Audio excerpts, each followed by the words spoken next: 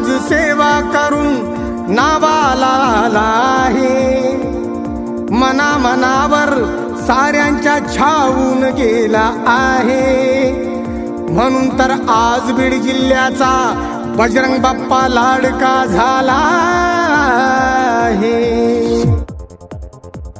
बीड लोकसभा मतदारसंघात राष्ट्रवादी काँग्रेस पक्ष, शरद पवार व महाविकास आघाडीचे अधिकृत उमेदवार बजरंग बाप्पा सोनवणे यांना तुतारी फुंकणारा माणूस या चिन्हासमोरील बटन दाबून प्रचंड बहुमताने विजय करा असा संदेश घेऊन महाविकास आघाडीचे सर्व नेते मंडळी, कार्यकर्ते बीड जिल्ह्यातील प्रत्येक गाव पातळीवर पदयात्रा काढून घरोघरी जात आहेत। आलेल्या सर्व नेते मंडळीचे व बजरंग बाप्पा सोनवणे यांच्या उमेदवारीचे जोरदार मतदारांकडून स्वागत केले जात आहे। अंबाजोगाई शहरात महाविकास आघाडीचे सर्व नेते मंडळी शहरातील प्रत्येक वार्डात पदयात्रा काढून बजरंग बाप्पा सोनवणे यांनाच प्रचंड बहुमताने विजयी करा व यांचे चिन्ह तुतारी फुकणारा माणूस हे पॉम्पलेट वाटप केले जात आहे। मतदारांकडून जोरदार स्वागत केले जात आहे। बजरंग बाप्पा सोनवणे हे प्रचंड बहुमताने विजयी होणार असा आत्मविश्वास मतदारांनी उघडपणे बोलून दाखवला आहे। अंबाजोगाई शहर व ग्रामीण भागातून सर्वाधिक मताची लीड बजरंग बाप्पा सोनवणे यांनाच मिळणार असा आत्मविश्वासही महाविकास आघाडीच्या नेत्यांनी व मतदारांनी अंबाजोगाई दर्शन न्यूज चॅनलशी बोलताना सांगितलं आहे। अंबाजोगाई दर्शन बातम्यासाठी सतीश मोरे, अंबाजोगाई।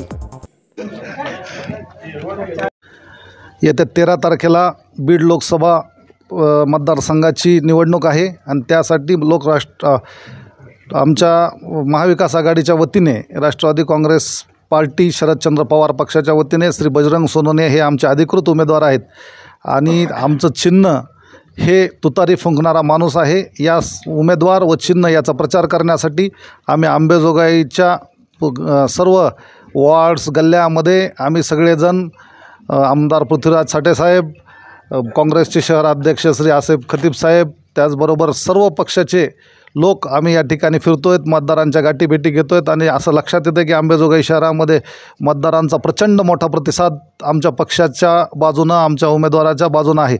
अंबाजोगाई हे पुरोगामी शहर आहे आणि सातत्यानं ते पुरोगामी विचारांच्या मागं राहिले, शरद पवार साहेबांच्या मागं राहिले आणि मला खात्री आहे यावेळेस आत्तापर्यंत जे राष्ट्रवादी काँग्रेसला ह्या शहरानं मताधिक्य दिलं त्या सगळ्या मताधिक्याचा विक्रम मोडीत काढून एक मोठं मताधिक्य यावर्षी आमच्या उमेदवाराला मिळेल आणि ते विजयामधली सगळ्यात महत्त्वाची बाजू अंबाजोगाई उचलून धरेल याची आम्हाला खात्री आहे। त्यामुळं आम्ही सगळ्या ठिकाणी फिरतो आहे आणि आम्हाला मिळणारा प्रतिसादच दाखवतो आहे की 4 तारखेला गुलाल आम्ही उधळणार आहोत, हे आम्हाला ह्या सगळ्या प्रतिसादावरून दिसतंय। बजरंग बाप्पा सोनवणेच्या प्रचारात अंबाजोगाई शहरातल्या गल्लीबोळातून आम्ही सगळ्यांचा आशीर्वाद घेत आहोत। आज आम्हाला अंबाजोगाई शहरामध्ये एवढा प्रतिसाद मिळतो की आज आमचे बजरंग बाप्पा सोनवणे 1 नंबरवर येऊन 5 लाखाच्या मताने निवडून येतील अशी आम्ही गवाही देतो। आणि आज आमच्या शहरामध्ये आज सगळ्या पक्षाचे मिळून आघाडीचे जेवढे बी आमचे नेते आहेत, आमदार साहेब साठेसाहेब पण आहेत, शिवसेनेचे शहराध्यक्ष पण आहेत, राष्ट्रवादीचे शहराध्यक्ष पण आहेत, या सगळ्या छोट्या मोठ्या घटक पक्षांना आम्ही घेऊन सगळ्यांच्या गळीबोळात जाऊन सगळ्यांचा आशीर्वाद घेतो आणि आम्ही बजरंग बाप्पाला विजयी करतो अशी मी घोषणा करतो। महाविकास आघाडीचे लोकप्रिय उमेदवार बजरंग बाप्पा सोनवणे यांच्या प्रचारात डोर टू डोर या ठिकाणी आम्ही पॉम्पलेट देऊन सर्व मतदारांचा या ठिकाणी आशीर्वाद मागायला अंबाजोगाई शहरामध्ये फेरी काढलेली आहे। या फेरीच्या माध्यमातून जे मतदार प्रतिसाद देतात आणि ज्या पद्धतीच्या प्रतिक्रिया देतात त्यावरून या ठिकाणी आम्हाला विश्वास आहे की या अंबाजोगाई शहरातून जेवढी यापूर्वी लीड मिळाली नाही तेवढ्यापेक्षा जास्त यावेळेस या अंबाजोगाई शहरातून बजरंग बाप्पा सोनवणे यांना मताधिक्य मिळणार आहे। कारण ही लढाई परिवर्तनाची लढाई आहे आणि सर्वसामान्य माणूस हा या ठिकाणी मोदी सरकारला कंटाळलेला आहे। त्यांचे जी काही ज्या पद्धतीचं 10 वर्षाचा त्यांचा कार्यकाळ गेला, महागाईच्या संदर्भात असेल, नोटबंदी असेल, GST असेल, याच्यामुळं अनेक लोक या ठिकाणी होरपळून निघालेली आहेत. त्यामुळं सुशिक्षित, बेरोजगार, शेतकरी हे ते सर्व एक या ठिकाणी ज्या पद्धतीनं मोदीवर विश्वास ठेवून त्यांना गेल्या 10 वर्ष निवडून दिलं त्याच पद्धतीचा तेवढीच तीव्रता त्यांच्या विरोधात आहे. आणि येणाऱ्या काळामध्ये BJP विरोधी या ठिकाणी लाट आहे आणि महाविकास आघाडीचे उमेदवाराला मतदान करण्याची पहिली पसंती या ठिकाणी मतदारांची आहे. त्यामुळं सर्व अंबेजोगाई शहरातील केज मतदारसंघातील मतदार बंधू भगिनींना या ठिकाणी आपल्या माध्यमातून विनंती करतो की आपल्या 13 तारखेला कितीही मोठं काम असलं तर ते बाजूला ठेवून आपण त्या ठिकाणी मतदानाला यायचं आहे आणि सर्वांनी तुतारीधारी माणूस या चिन्हासमोरचं बटन दाबून आपण बजरंग बाप्पा सोनवणे यांना प्रचंड मतांनी निवडून द्यायचं आहे असं आपल्या सर्वांच्या वतीनं सर्व नम्र विनंती करतो. आम्हाला बजरंग बाप्पा सोनवणेशिवाय आमच्या जिल्ह्यामध्ये सध्या आता प्रामाणिक पक्षामधला राहिला उमेदवार तेवढाच राहिला आहे.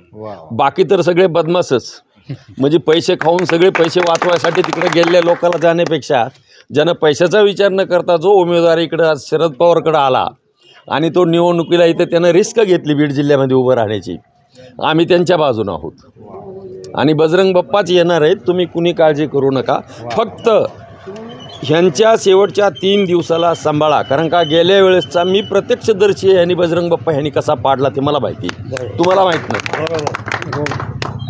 हां, हे दादाची आमची सतत चर्चा होत असते कसं काय घडलं ते, आता त्याच्यावर बोलण्यासारखं नाही. आणि मोदी साहेबावर जर बोलायचं झालं, 10 वर्ष जर भाजपची सत्ता राहिली तर 4 तुकडे ते 5 तुकडे होतील देशाचे. कारण काय, हा दक्षिण भारत यांच्या तत्त्वज्ञानामुळं भारतामध्ये राहणार नाही. आपल्या शेजारचे आंध्रा, कर्नाटका, तामिळनाडू, केरळ हे राज्य आजच तयार आहेत फुटून जायला. दुसरी गोष्ट, पंजाब, इंदिरा गांधीनं स्वतःची आहुती देऊन भिंद्रनवाल्यासोबत खिटून तिनं पंजाब वाचवला. पंजाब वाचल्यामुळं जम्मू काश्मीर, पंजाब आणि उत्तराखंड वाचलं आपलं, तो भाग वाचला. त्याला त्याग इंदिरा गांधीचा आहे. मी कारण का गल्लीबोळाचं बोलणार नाही तुमच्याशी. हां, दुसरी घटना, आपण महाराष्ट्र आपला, राजस्थान, महाराष्ट्र, गुजरात हे 3 राज्य एक होते स्वातंत्र्यपूर्वी. आपण राजस्थानच आहे आपला, पण मोरारजी देसाई आपले पहिले मुख्यमंत्री झाले आणि राजस्थानचं आपल्यातून वेगळे झाले. आपण गुजरात आणि महाराष्ट्र संयुक्त महाराष्ट्र होता आपला. तर आता मोदीचा प्लॅन काय की महाराष्ट्रसुद्धा, मुंबई वगैरे जे 300 स्वातंत्र्य सैनिकांनी मुंबईमध्ये जी आपली आहुती दिली त्या आहुतीला टाळून, म्हणजे फडणीससारखे लाचार लोक आणि हे भ्रष्ट लोक आज त्यांनी कुठलीही मागणी केली तर त्यांच्या प्रस्तावावर हे सह्या करतील. म्हणजे जे काय उद्योगधंदे चाललेत, आपले ऑफिस चाललेत नाही ते महाराष्ट्रामधले, आणि मुंबई भारताची आर्थिक राजधानी कोलॅप्स करून त्यांना त्यांच्या गुजरातमध्ये अहमदाबाद हीच राजधानी करायची, आर्थिक राजधानी. हा प्लॅन आहे. हे जर टाळायचं असेल तर सगळ्यांनी काँग्रेसला, उद्धव ठाकरेच्या शिवसेनेला, अलग लक्षात, आणि ह्या राष्ट्रवादी काँग्रेस वगैरे यांनाच मतदान करावं अशी मी नम्र विनंती करीन. लोक नेते मंडळी नाहीत, ते गुत्तेदार आहेत ताईसोबतचे. नेते कुठे आहेत? ते कॉन्ट्रॅक्टर आहेत सगळे. पंकजा ताईसोबत फिरणारे कॉन्ट्रॅक्टर आहेत आणि विशिष्ट लोक आहेत. त्यांचे सगळे फोटो काढा, त्यात कार्यकर्ते किती आहेत ते पहा. आणि जनता काही रस्त्यावर येत नाही. आता आम्ही सुद्धा इथं रस्त्यावर आलो नाहीत कधी. जनता ही आपापल्या जागेवरच असते, जनता रस्त्यावर येत नाही. आणि बहुजन आघाडीचा उमेदवार ते बघा, ते माझा मित्र आहे वैयक्तिक. मी त्याला पहिल्यांदा मराठा महासंघाचा अध्यक्ष केलेलं आहे, विजय दांडेनं आम्ही त्याला. तर तो नगण्यच आहे विनाकारण. आताच काही सांगता येत नाही, पण ते हे बजरंग बाप्पाला थोडंफार त्रास व्हावा या दृष्टिकोनातूनच तो उमेदवार पुढं केला असेल अशी दाट शक्यता आहे. असं काही मला वाटत नाही की तो म्हणजे लढण्याची ह्याच्यात नाही तो. हां, आणि त्याच्यासाठी फक्त जनतेनं ज्यांनी जे उभा केला आहे तरीसुद्धा मतदारांनी सावध होऊन बजरंग बाप्पाकडंच जावं. बजरंग बाप्पा सोनवणे यांना चॅलेंज नाही. भविष्याचा काळ आपण पाहू. थँक्यू.